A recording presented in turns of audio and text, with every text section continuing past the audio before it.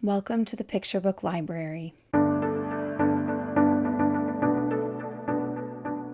Hello, my name is Katie. I'm a mom of 6 kids and a self-professed children's book addict. I created this channel to share the picture books that I know and love. If that sounds like your thing, click the subscribe button down below. Today, I am really honored to be reviewing Outside Over There by Maurice Sendak. Before I jump into this review, I did want to say that it has some dark themes, so just be cautious with anyone sensitive to that. Outside Over There is the story of a big sister who is supposed to be watching her little baby sister while her father is away at sea and her mother is, rather mysteriously, under the arbor. While she is playing her horn to rock the baby still, the goblins climb up a ladder into the window and steal the baby away. They leave a baby made of ice in her place, and Ida picks it up, never knowing.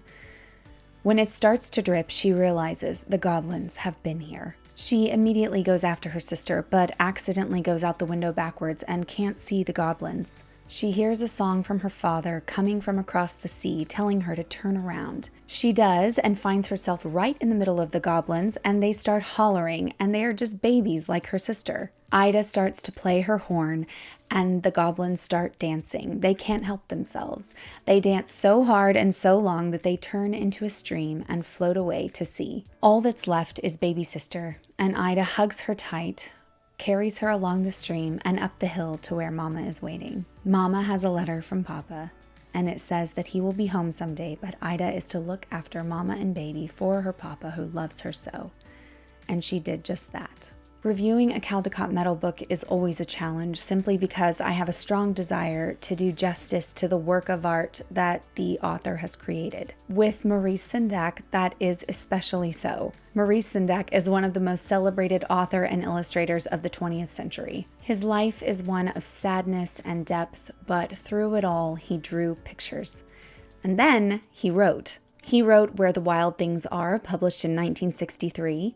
And from then on, his career took off. Sendak has actually said there's a sort of trilogy starting with In the Night Kitchen, which is for toddlers, Where the Wild Things Are, which is for preschoolers, and Outside Over There, which is for pre-adolescents. Outside Over There was actually heavily inspired by a traumatic event in Sendak's past. In a documentary made about him in 2009, he shared that the Lindbergh baby kidnapping case affected him deeply. He describes a moment when he was 2 years old and out shopping with his mom.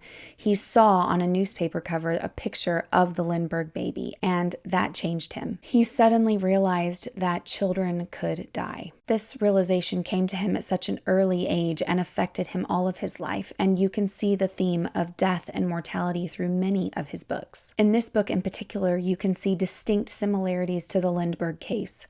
A ladder is pushed up against a window, the baby is taken from a crib, and actually one of the pictures of the baby in the book is a portrait of Charles Lindbergh Jr. Another personal theme in this book is the care of the older sister. Maurice Sendak said that his mother was a bad mother and should never have had children. His older brother and sister basically raised him. He has very fond memories of them and their care. They took him on outings, played games with him, read books with him, and his older brother even worked on illustrations with him. So you can see that played out in Outside Over There, with the mother staring vacantly out to sea and the older sister as the primary caregiver. Outside Over There also served in part as the inspiration for the movie Labyrinth.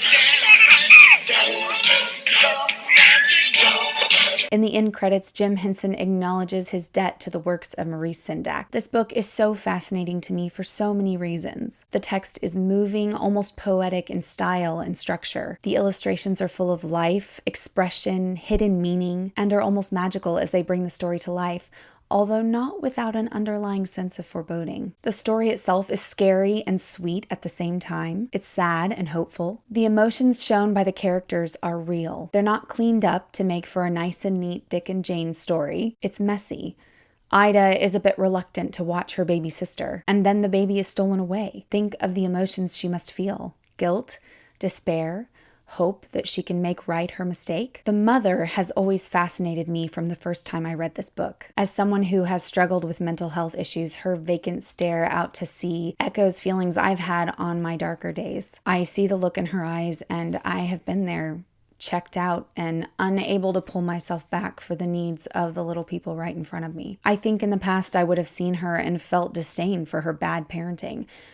But now I feel compassion. I also know that those feelings don't have to last forever. There is hope and healing. If you are struggling with something like this, ask for help. It is worth it, and there is light at the end of the tunnel, I promise you. This book is heavy, but it's honest. And the documentary I talked about before, which I'll link down below, you can watch it on Tubi TV for free. Maurice Sendak says, "I think what I've offered is different, but not because I drew better than anybody or wrote better than anybody, but because I was more honest than anybody. And in the discussion of children and in the lives of children and in the fantasies of children and the language of children, I said anything I wanted. Because I don't believe in children. I don't believe in childhood. I don't believe there's a demarcation. Oh, you mustn't tell them that. Oh, you mustn't tell them that.